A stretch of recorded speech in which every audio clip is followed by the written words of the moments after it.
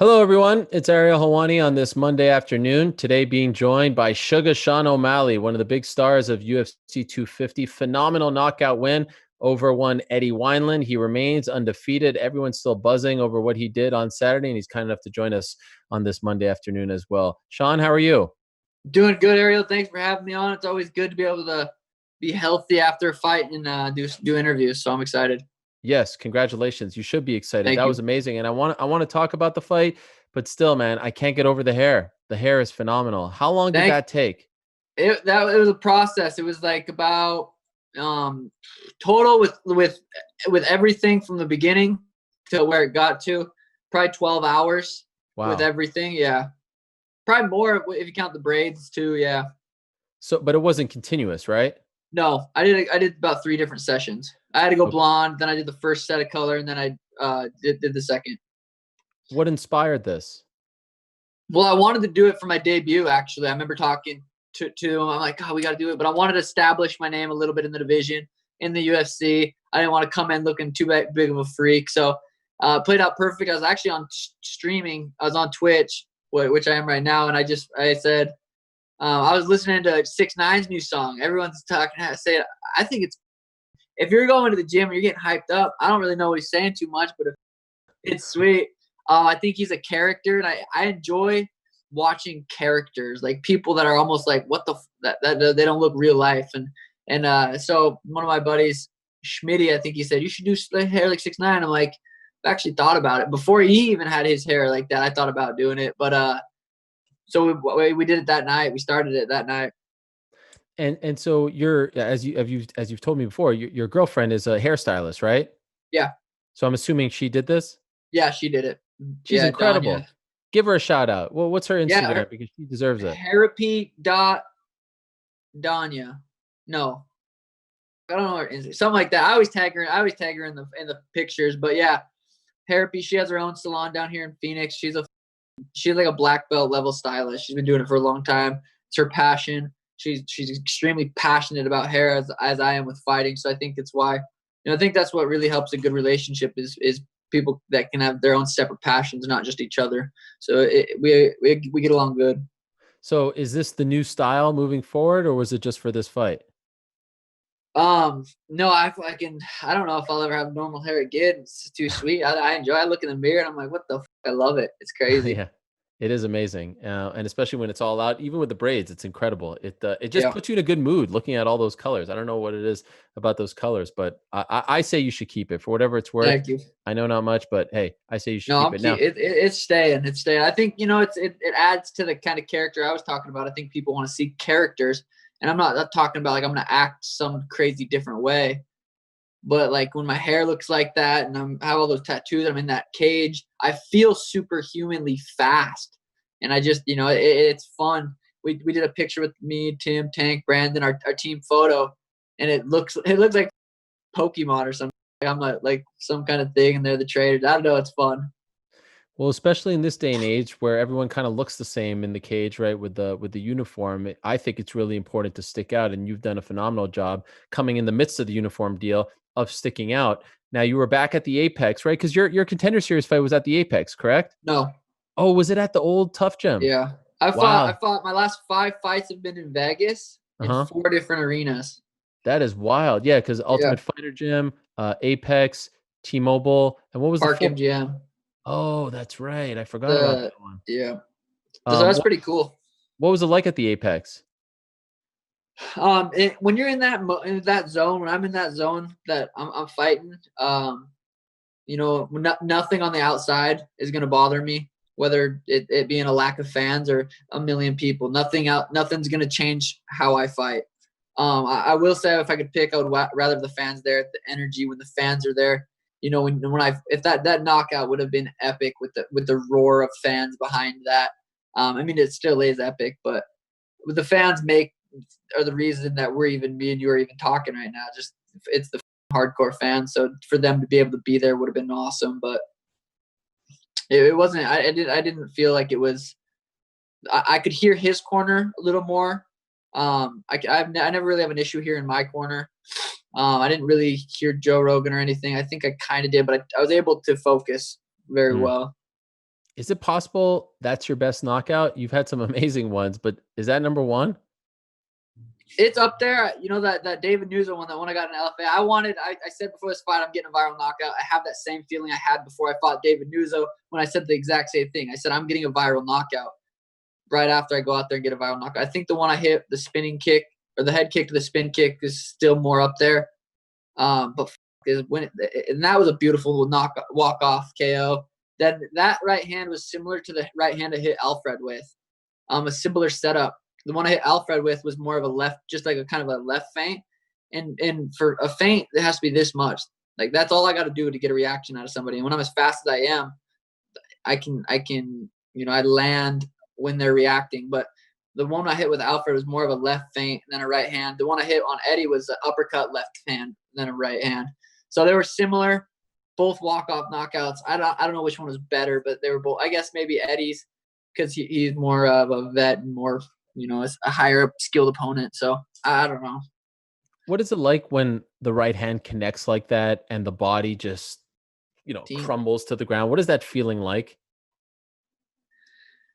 Yeah, that's a good question. I wish I was more in thought while it happened, because I could probably think about it more. But I was just so there that it's hard to even, though I just see it looking back on it. It was just when you've knocked as many people out as I have, when you knock someone out. It's kind of probably the same thing for Mark Hunt. He's like, okay, I've knocked out a lot of people. I know when someone's knocked out when it lands, and it's the shot after Eddie's like, hey, dude, like, what'd you hit me with?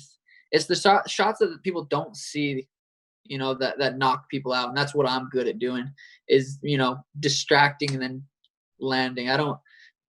My hand's not down in my right pocket. I don't bend over at the knees and just throw a right hand hoping it lands like some people.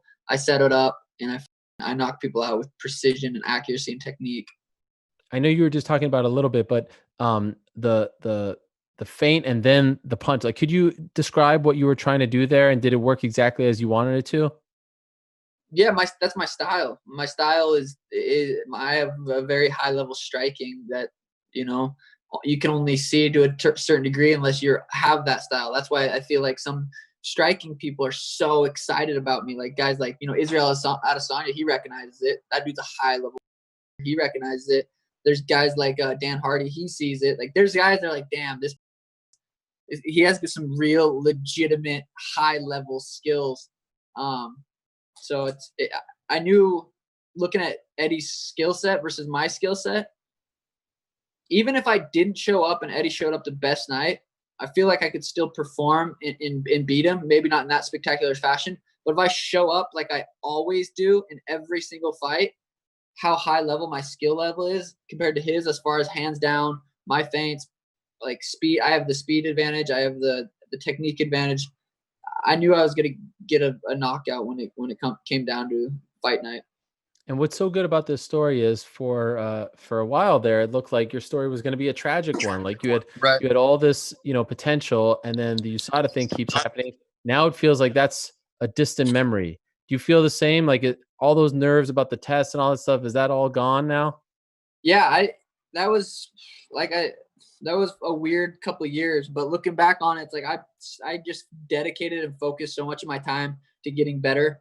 Not just in the gym, but mentally and figuring out how to deal with, there's people that are in prison for rape and murder and stuff that they didn't do. So I was like, okay, I'm getting in trouble for something I didn't do, but there's people that are getting in trouble for what they didn't do in a lot more serious ways. I still have a bed. I still have everything. Like I'm okay. So I was able to kind of, learn a lot in that sense too, and be more grateful, as far as, and getting my skill level better. So, but yeah, it's a distant memory. The levels were, a picogram, a trillionth of a gram. I don't think that'll ever affect my legacy ever. I think anybody that's somewhat intelligent understands what a picogram is.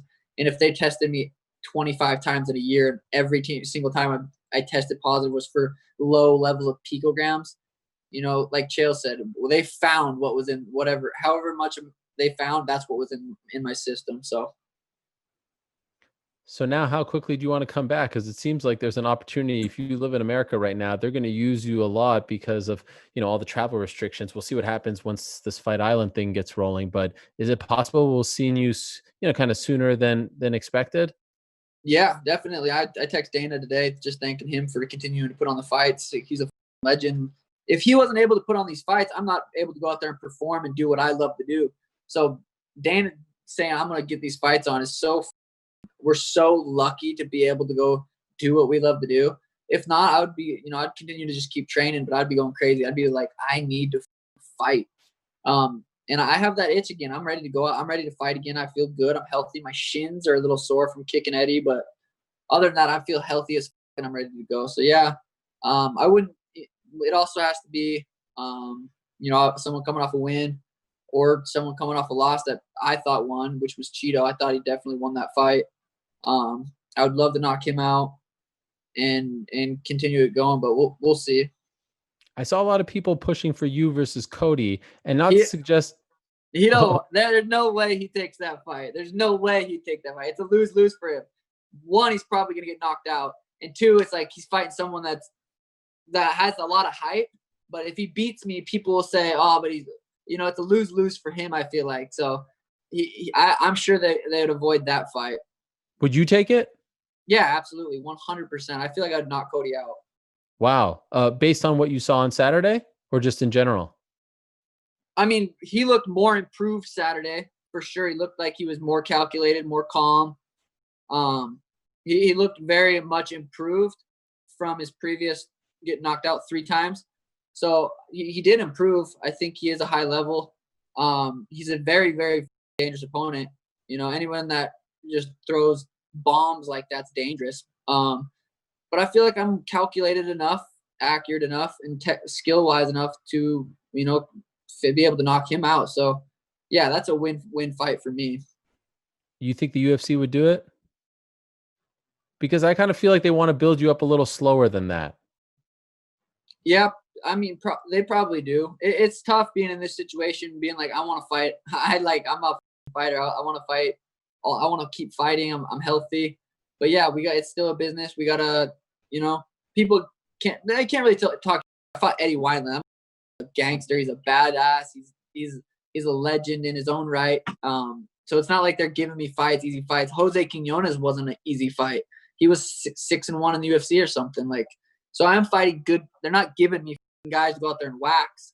But yeah, I think they'll probably try to take it more slow, and they're probably like, I don't know, but we'll see. I honestly don't know. I like the idea that you just brought up. I like the Marlon Vera fight because, of course, you guys were supposed to fight back in the day, and it feels like a solid natural progression. I know he's coming off a loss, but I too thought he won that fight as well. But someone in that category, and then we start talking about the next guys. I feel like you're right there. Maybe just a couple left, not from a skill standpoint, but I like the idea of continuing to build you and expose you to more people before the big unleashing in those big title fights. When you see what Aljamain did, because now I consider Aljamain the uncrowned champion. I feel like that should have I been a agree. title fight. When I you see agree. him, you feel like you're on that level right now? I would imagine so, right? Based on your confidence level. I feel like I could be champ right now, and not even saying like I think the bantamweight division is one of the best divisions in the UFC. It's got to be right now. It's so on fire. There's so many guys that could be champ on any given day. But yeah, I put myself right up there with the top 3 guys in the world.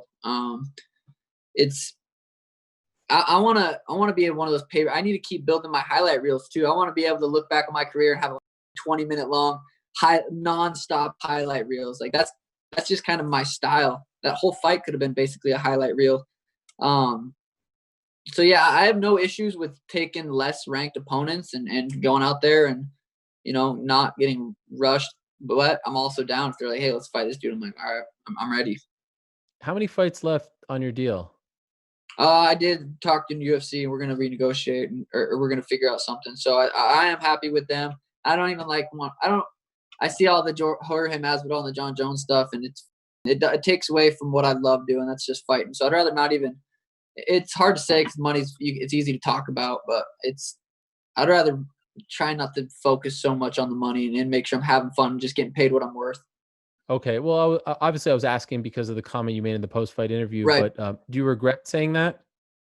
No, I don't think so. I think I think I was one of the biggest draws of the whole fight, not just the fight night, the whole fight week, like with interviews and like the media and the hype and stuff. But I don't know. I guess I don't pay attention to anyone else's stuff, so I probably think that just because I'm like, damn, I'm getting a lot of attention for this, this fight. So I think, yeah, I don't know. I don't even remember what you asked. But I was asking if you Oh regretted yeah, up in the post-fight interview. No, I talked to Sean Shelby and I'm happy. I'm happy. UFC treats me really well, and I'm happy with them. Okay, so do you already have a new deal now? No, but I did talk to him. I just voiced that I didn't feel like I got paid what I deserved for that fight with that kind of performance. I just didn't think I.